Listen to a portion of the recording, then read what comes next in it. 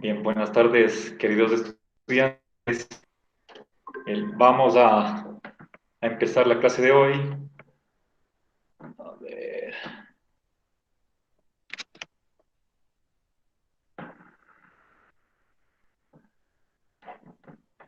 perdón un ratito, estoy cuadrando la pantalla con el pizarrón.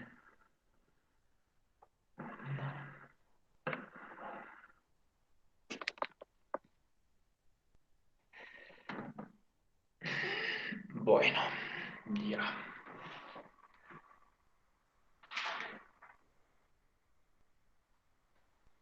Bien, me quedé el día de ayer en la sección 9.4.3. Entonces vamos a continuar desde ahí.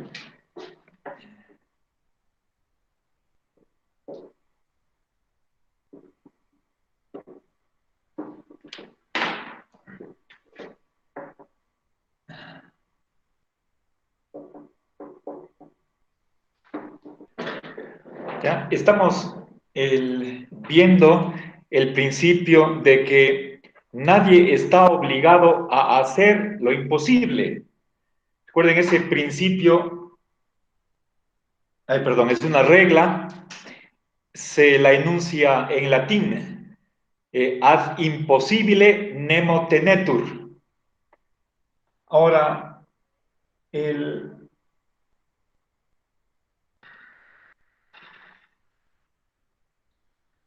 permítame, ya,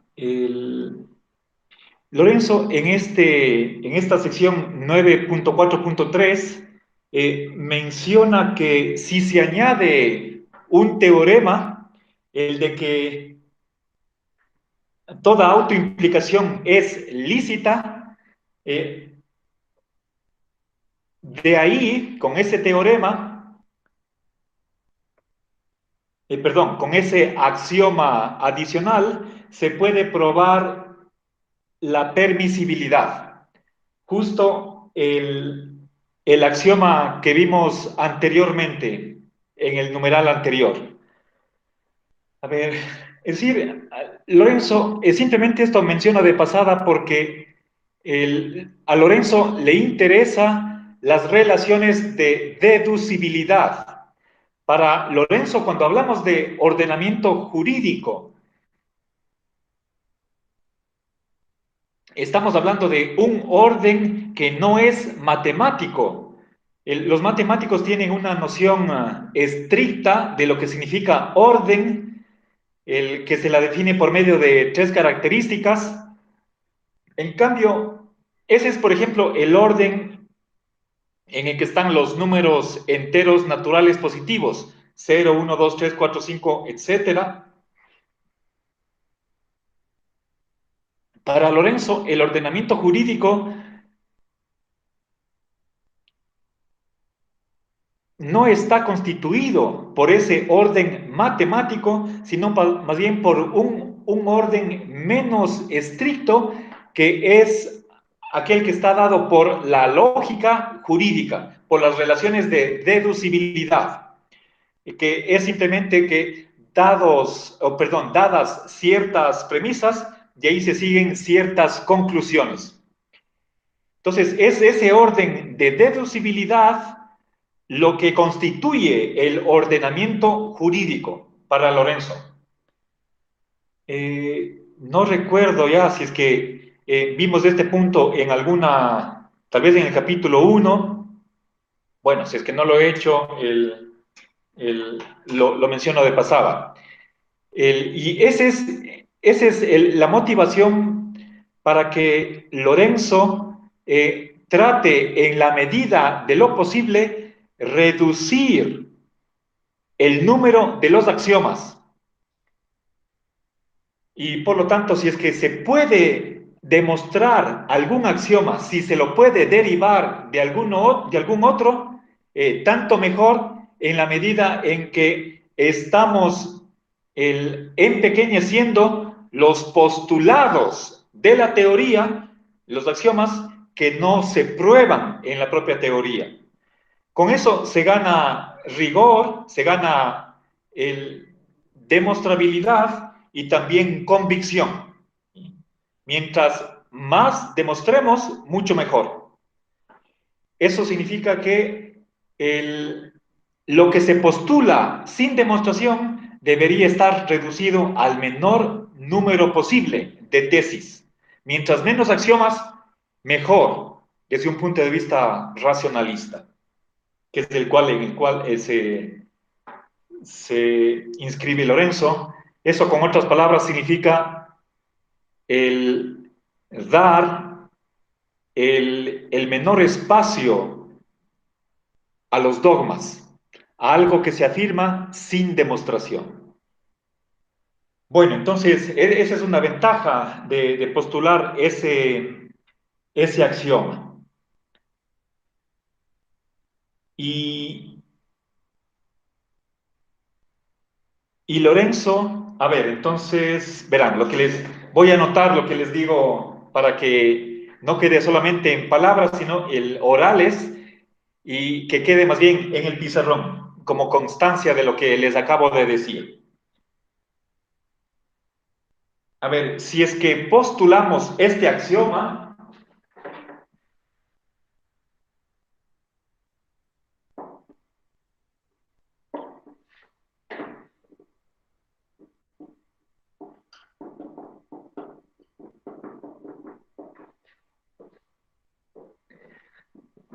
verán, la permisibilidad, este de acá, era el axioma 4, el cuarto axioma. Y Lorenzo, en esta sección nos está diciendo que este principio de que una autoimplicación, de que cualquier acción se implica a sí mismo, es una versión debilitada del principio de identidad. Recuerden que si, si nosotros quisiéramos formalizar la identidad, podríamos decir que en la lógica sentencial, que toda proposición equivale a sí misma. Toda proposición tiene exactamente el mismo valor de verdad que esa misma proposición, ¿sí? Si es que, a ver, el hecho de que hoy sea lunes equivale a que hoy sea lunes. O si es que digo hoy es jueves, eso equivale a decir hoy es jueves. La equivalencia es equivalencia de valor de verdad y el, podemos relacionar verdad de una prolación, de una enunciación, con la existencia del hecho al que se refiere la oración, con el significado objetivo de la oración. Eso es lo que hace Lorenzo. También está en Wittgenstein, en el Tractatus Lógico-Philosophicus. A ver, entonces, fíjense, esta autoequivalencia es lícita. Sí, un teorema lógico es lícito. Aquí se están mezclando dos cosas, lo que es meramente de carácter lógico y con lo que es deóntico. Sabemos que la lógica es necesaria, en eso consiste la tautología, es una verdad necesaria porque sucede en todos los mundos posibles. Lo que es necesario es lícito, puede hacerse. Eso es lo que postula Lorenzo Peña. Ahora, y Lorenzo da una razón para postular este axioma. ¿Sí? A ver, no sé si quedó claro el... Verán, la equivalencia se define del siguiente modo. A ver, y voy a utilizar la notación de Lorenzo Peña, o mejor dicho, les adapto a una notación más sencilla, más comprensible, por lo que respecta a los paréntesis. A ver,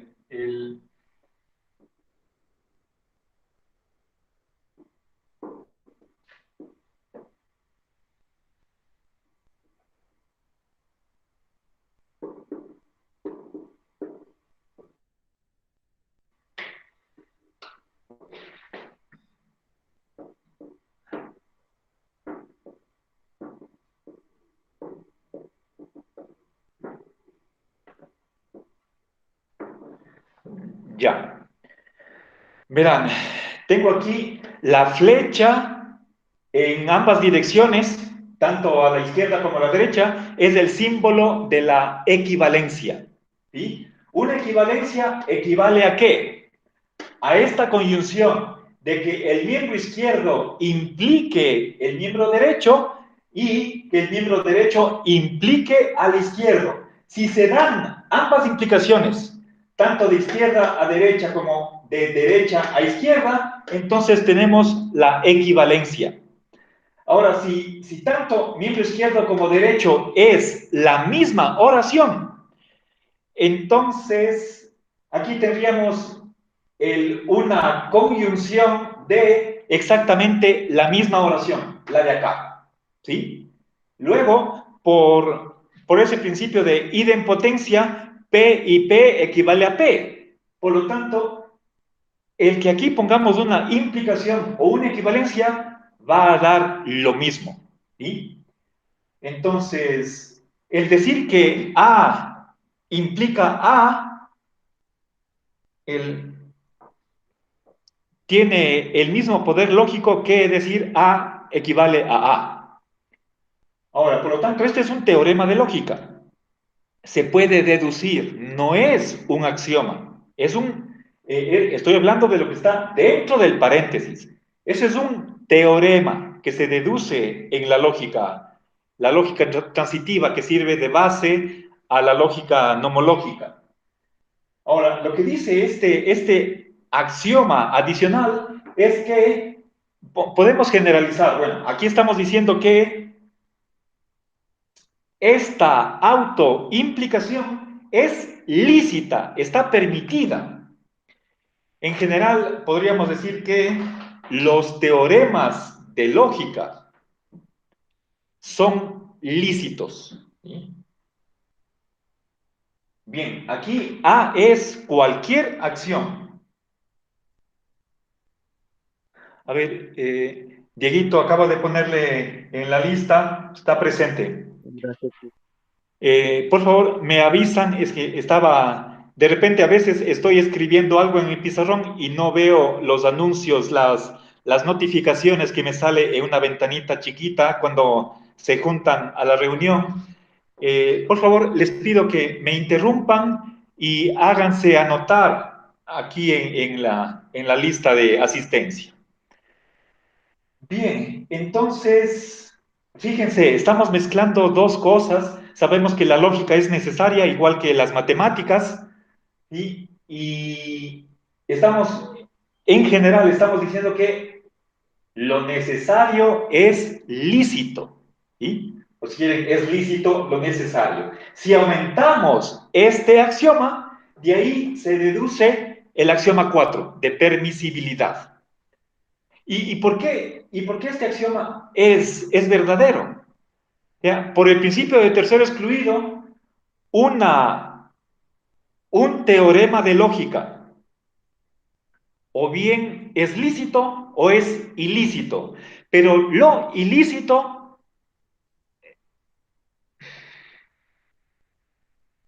a ver, si es que, pero lo que pasa es que un teorema de lógica, por ser necesariamente verdadero, no puede ser imposible.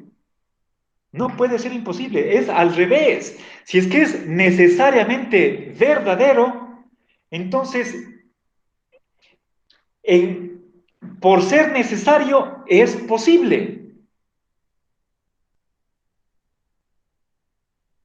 En cambio, lo ilícito significa que estaría, se estaría prohibiendo lo que es imposible. Y eso a Lorenzo le parece absurdo porque para que algo sea prohibido, para que se declare ilícito que no se puede hacer algo, debería haber la posibilidad de cometer esa acción. Pero si la acción es imposible, ¿cómo me van a prohibir? ¿Sí?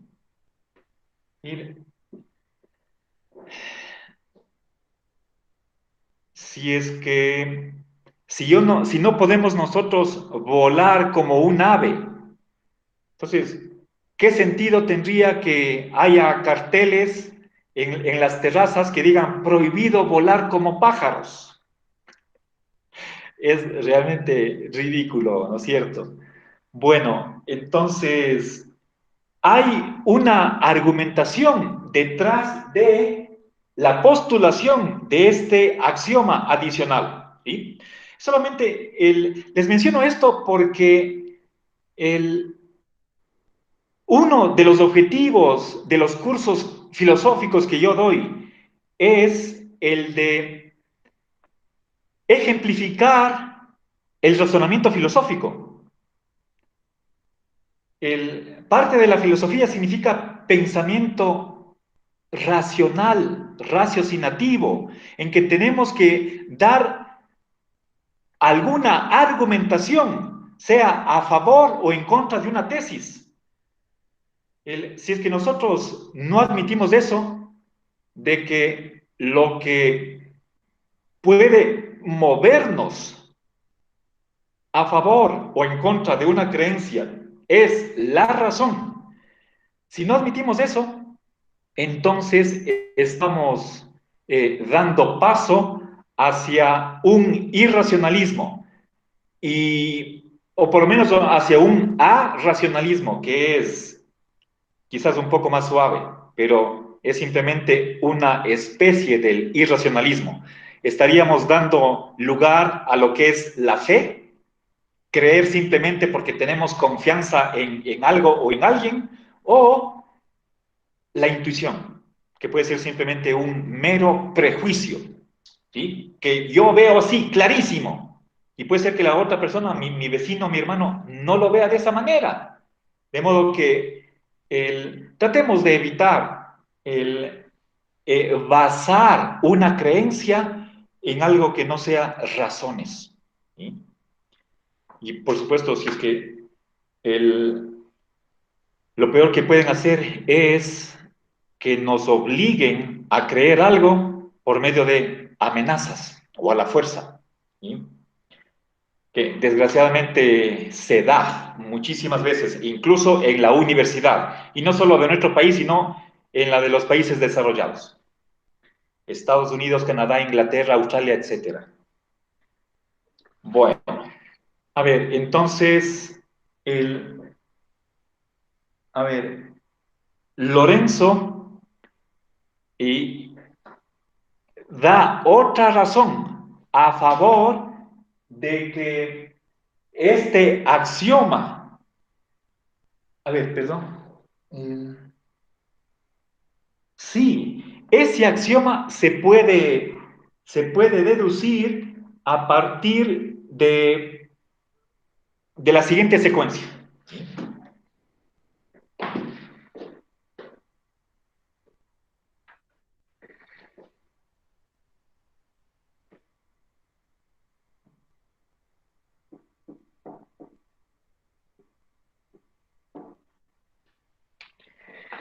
A ver, ¿qué es lo que dice esta? Verán, recuerden, aquí tengo el torniquete, el símbolo para representar la relación de consecuencia lógica. Lo que está a la izquierda es la premisa, lo que está a la derecha es la conclusión. ¿Sí? Y esto señala el tránsito de la premisa a la conclusión. Si que una acción sea necesaria, entraña que esa acción es lícita. Lo necesario es lícito. Aquí estoy combinando lo que son las modalidades con lo deóntico, ¿sí? Lógica modal, la que tiene que ver con la necesidad, con la necesidad, posibilidad, con los operadores deónticos de obligatorio, prohibido y lícito, ¿sí? Entonces, esta regla lo que está haciendo es uniendo la necesidad con la licitud. Ahora, a partir de esta regla, Lorenzo simplemente a ver, bueno, no es tan, no es, la demostración no es tan corta, pero a partir de esta regla se puede demostrar este teorema.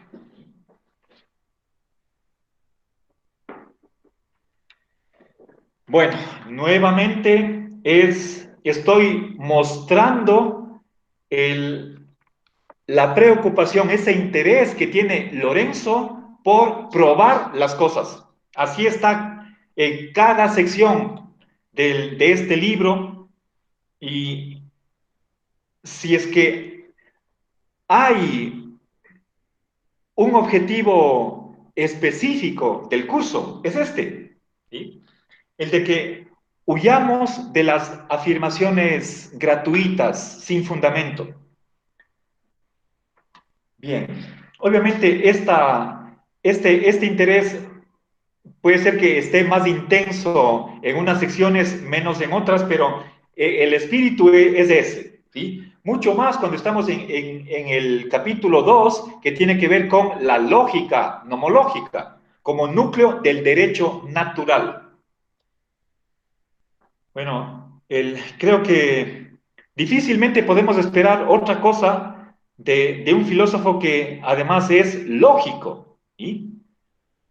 Recuerden, su tesis doctoral es una defensa del realismo nociológico basado en una lógica contradictorial, ¿sí? Desde el año 79, en el que se graduó de doctor en filosofía, en Lieja. 41 años ya, ¿sí? Bien. A ver, entonces, avancemos. Ahora voy a hacer una comparación con lo que pasa en la lógica deóntica estándar. El- a ver, bueno, creo que esto era un excursus. Voy a borrar.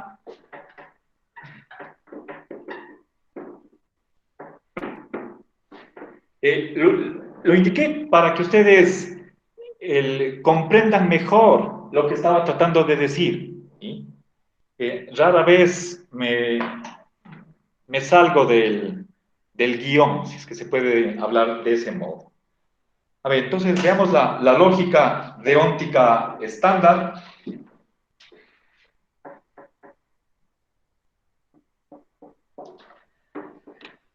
Recuerden, esta lógica, por más que tuvo sus antecedentes o un precedente por los años 30, creo que fue mayormente desarrollada por von Wright, si no estoy mal, en el año 51. Debe estar ahí, debe haber publicado un artículo, posiblemente un libro, en ese año. Por lo tanto, es una lógica que ya tiene por lo menos unos 70 años de edad, y que es la mayormente aceptada, ¿sí? Lo de Lorenzo recién se está dando a conocer. Bueno, en realidad, Lorenzo, desde los años 90, él ha estado ensayando distintos tipos de lógica jurídica. El primer desarrollo de su lógica aceptaba ciertos supuestos de la lógica deóntica, pero inmediatamente se dio cuenta que no funciona en el derecho, en la práctica del derecho. Y precisamente uno de los motivos que le llevó a Lorenzo a estudiar profesionalmente, ¿sí?, en la universidad derecho, primero la licenciatura, luego el diplomado y finalmente el doctorado en el 2015, fue el afán de que la lógica jurídica no sea simplemente una tarea, una tarea especulativa, como se dice, filosofía de sillón. En vez de que esté basada en el estudio profundo, serio y riguroso del derecho. ¿Sí? Es como si nosotros, alguien quisiera estudiar zoología y en vez de irse a un zoológico, se va a la biblioteca y lee libros. No digo que los libros no reflejen la realidad, pero va a ser diferente el tener un conocimiento directo en el zoológico que simplemente a través de los testimonios de otras personas. Eso sería un rodeo para llegar a la verdad. Bueno, entonces, en la lógica deóntica estándar, tenemos que lo necesario es obligatorio.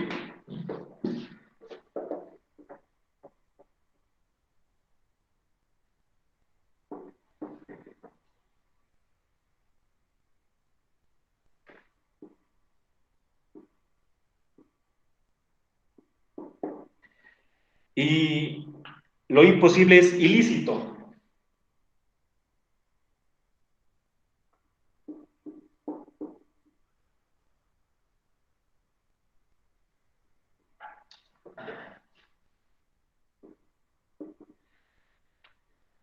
Bien. A ver, vale la pena hacer este contraste. Verán, si una acción es verdadera en todo mundo posible, si sucede necesariamente, entonces, o sea, necesariamente significa que no puede dejar de suceder en ningún mundo posible. ¿Sí? No es posible que no suceda. Recuerden, la necesidad y la posibilidad son mutuamente definibles. El un operador con respecto al otro, anteponiendo y posponiendo una negación. ¿Sí? Una negación delante y otra detrás del otro operador. ¿Sí? Entonces, si es que una acción sucede en todo mundo posible, eso quiere decir que es obligatoria, según la lógica deóntica. ¿Sí? Y acá, si es que una acción es imposible, es decir, si no sucede en ningún, ¿sí? Por ejemplo, un círculo cuadrado no existe en ninguna parte del universo, o si quieren ustedes, de los multiversos. No hay. ¿Ya? La una característica destruye totalmente a la otra. Por eso, círculo cuadrado no es ni siquiera imaginable. Su existencia no se da en ningún mundo posible. Eso es algo imposible. Si es que es imposible, entonces esa acción, ese hecho sería ilegítimo, sería prohibido. ¿Sí? Bien, ahora, Lorenzo, nuevamente, fíjense cómo estamos mezclando, estamos combinando la modalidad con lo deóntico, lo modal con lo deóntico. Estamos juntando, combinando necesidad con obligación y, por otro lado, imposibilidad con ilicitud o prohibición. Ahora, Lorenzo no admite ninguno de estos dos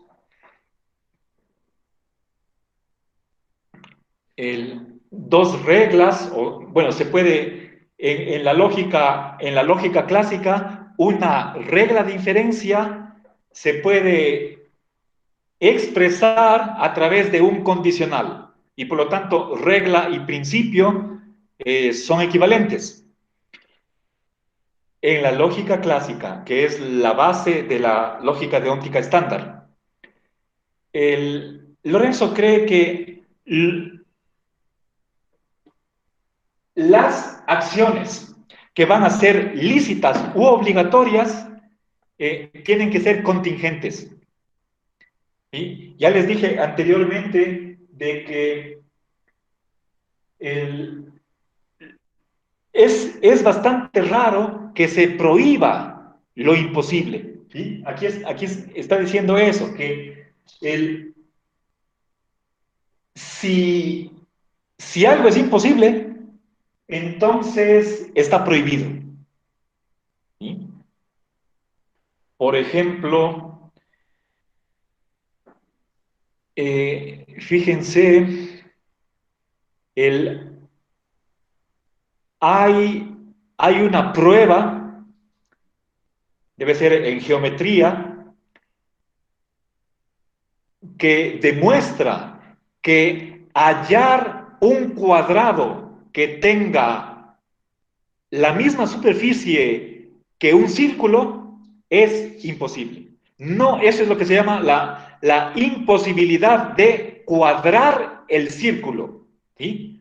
¿Sí? Encontrar un cuadrado cuya superficie sea exactamente la misma que la superficie de un círculo. Eso es imposible, ¿sí? Está demostrado. El, ahora, podemos, si es que es imposible, podemos prohibirle a un geómetra que dedique tiempo, puede ser meses, años, toda su vida profesional, en tratar de cuadrar el círculo. Eso es lo que está acá, ¿sí? Lo imposible es ilícito. Lo imposible no hay cómo hacerlo, ¿sí? Recuerden aquí, la palabra poder tiene dos significados. Uno es el modal y otro es el deóntico, ¿sí? En cambio, lo que dice Lorenzo, fíjense, a ver, acá lo necesario es lícito, acá es lo necesario es obligatorio. Para Lorenzo, según Lorenzo,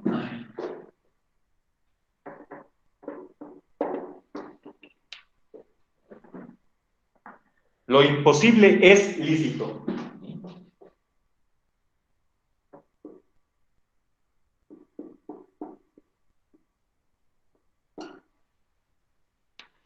Bien.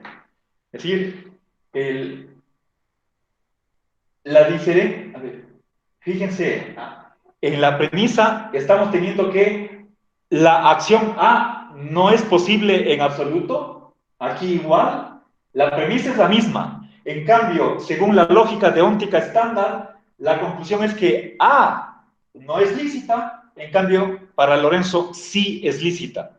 ¿Sí? A ver, piensen, les pongo otro ejemplo que está en Hallazgos Filosóficos, que es del año 92, antes de que Lorenzo se incline o haga este giro desde la lógica, la metafísica, filosofía del lenguaje hacia la jurisprudencia, el derecho. Para Lorenzo, la historia tiene un sentido de progreso, de avanzar en la realización de un valor, aunque ello implique en esa época provisionalmente el retroceso en otro valor, pero haciendo un balance a vida cuenta de todo, va a haber ese paso adelante en la realización mayor de un valor. No siempre el mismo a todo lo largo de la historia, sino que van cambiando según la época. Ahora, Lorenzo cree que ese progreso ocurre del único modo necesario que puede darse en una determinada situación o circunstancia. Por lo tanto, es inevitable o necesario. E incluso podría suceder que no tenemos garantía de que suceda el progreso, garantía frente al escéptico, que siempre nos está cuestionando ¿y por qué? ¿Y por qué? Demuestre. ¿Sí? no podemos demostrarlo todo. Esto sería una tarea infinita, inacabable, imposible para un ser humano, dada nuestra limitación, nuestra finitud. Y por más que no tengamos esa certeza absoluta de que hay progreso, sucede el progreso. ¿Sí? Bien, de modo inevitable. En este punto, bueno, esa es una tesis determinista. En este punto, Lorenzo está de acuerdo con los marxistas, con el materialismo histórico. Ahora, si es que es una ley del ser, del universo, la evolución, el progreso, la más vida, ¿sí? Esa es una tesis que Hans Heimsoth,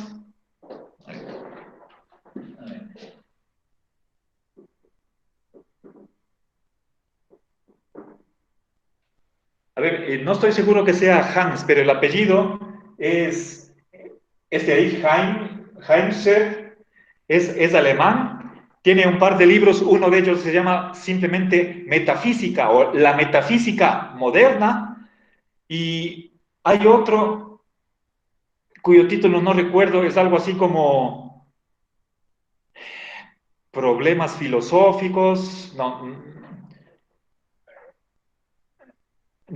recuerdo el... Bueno, en la metafísica moderna, el que empieza desde el Renacimiento hasta por lo menos siglo XIX, puede ser que avance hasta el siglo XX. La tesis central del libro es que los modernos, hablando de filosofía, tienen esta creencia de que el universo tiene un sentido, un telos, un para qué. Y ese para qué es el, algo así como la planificación entitativa, el mayor enriquecimiento de la realidad, como tesis metafísica. Y va analizando cómo de un autor a otro, de varias tendencias, aceptan ese principio, y además que ya tenía precedentes en la antigüedad. ¿Sí? Bien, entonces menciono este autor porque él va en esa línea de nuestro, a ver, de la metodología filosófica que tiene Lorenzo. ¿Sí? Bueno, yo sé que, creo que si no estoy mal, todos los estudiantes de optativa 3 están también en optativa 4. Ahí el primer texto que leímos fue el de una reactualización de la filosofía del método leibniziano. ¿Sí? Bien, el principio de plenitud. Por ahí va este autor Heimsoth y por eso es importante que haya hecho referencia a ese autor. Bien, avancemos. A ver, vamos a la siguiente sección. Quiero introducir el quinto axioma. Pues, voy a la sección 9.44.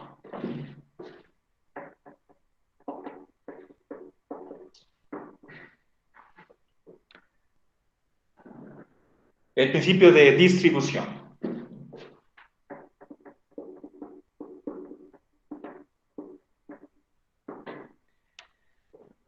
Bien. A ver, primero voy a ver qué sucede en la lógica deóntica estándar y luego vamos a ver qué opina Lorenzo.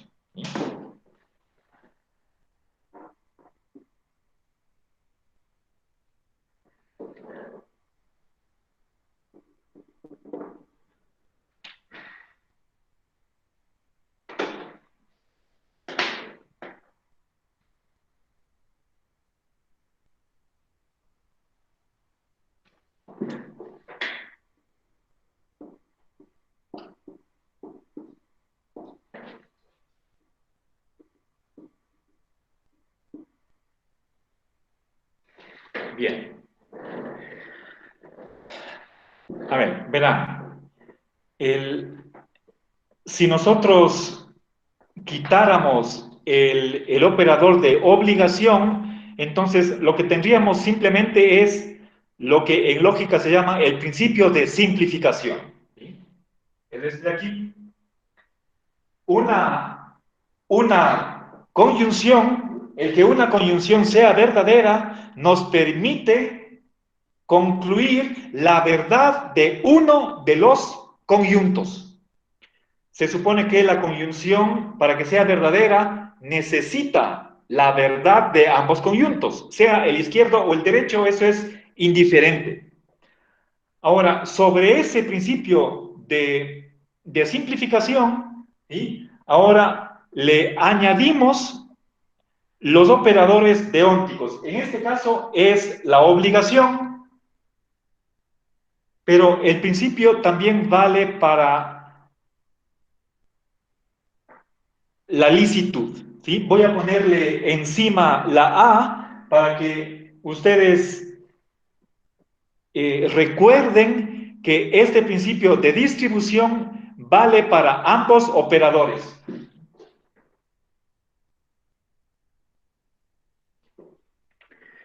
El, por favor, solamente yo me tomo la libertad de poner dos operadores, uno encima del otro, delante de una acción o delante de una fórmula para ahorrarme escribir nuevamente la fórmula total o la regla.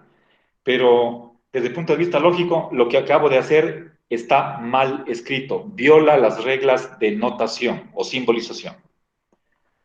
Es solamente por ahorrar tiempo lo hago. ¿Sí? Bien, ¿por qué se llama principio de distribución? Porque el operador en la premisa está afectando a una oración compuesta, a todo lo que está dentro del paréntesis, que en este caso es una conjunción, y en cambio en la conclusión, ¿sí?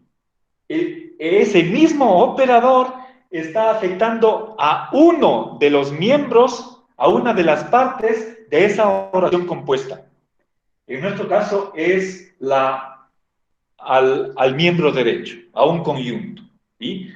Si ponemos aquí A, daría igual, no hay problema. ¿Sí? Bien, ahora, entonces, eso es distribuir.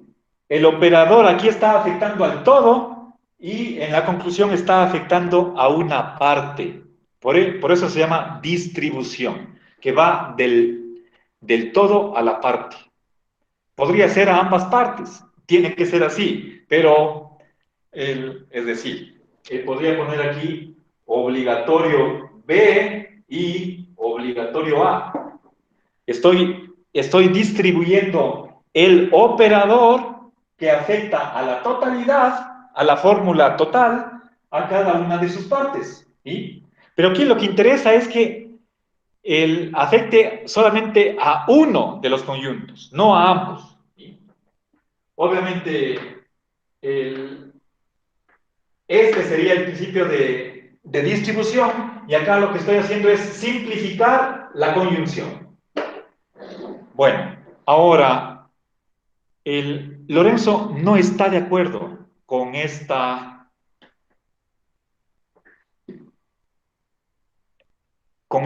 regla de inferencia y le pone el siguiente ejemplo. A ver, no sé si está en el texto. Yo he escuchado este ejemplo en una de las lecciones laurentinas de YouTube. Si tienen tiempo, les aconsejo. En esta semana ha sacado un video sobre la libertad. La semana pasada habló sobre el bien común.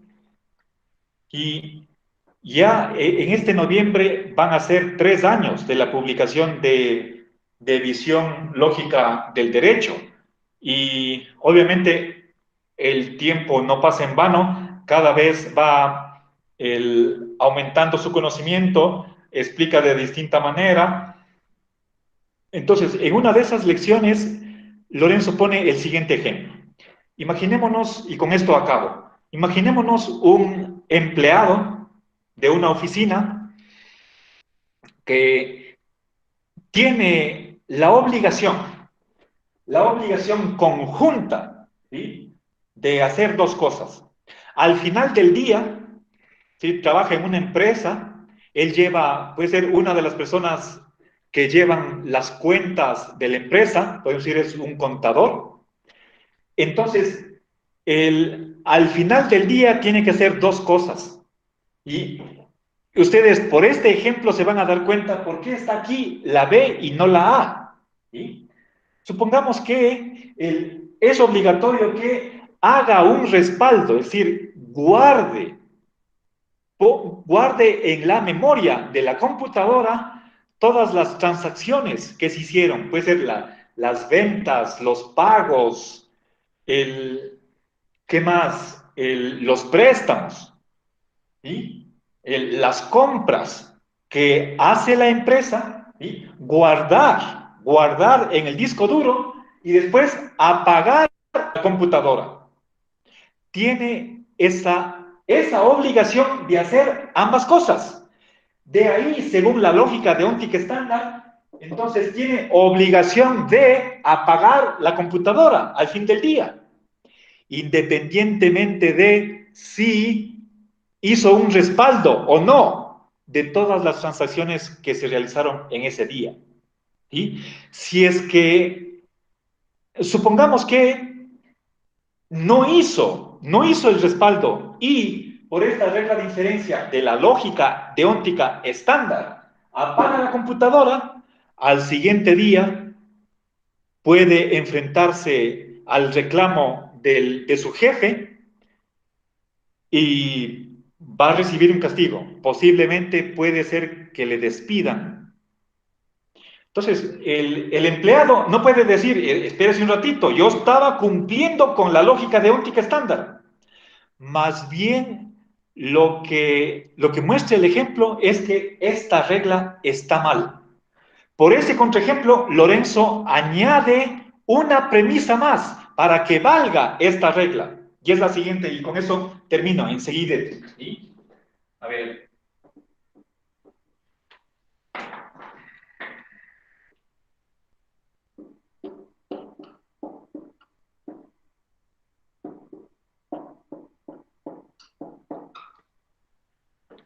Bien. Si es que se puede concluir la obligación de apagar la computadora si añadimos que se realizó el primer conjunto. ¿Sí? Bueno, estoy pasado de la hora, entonces ha sido un gusto. Me despido. Una buena tarde, que pasen bien.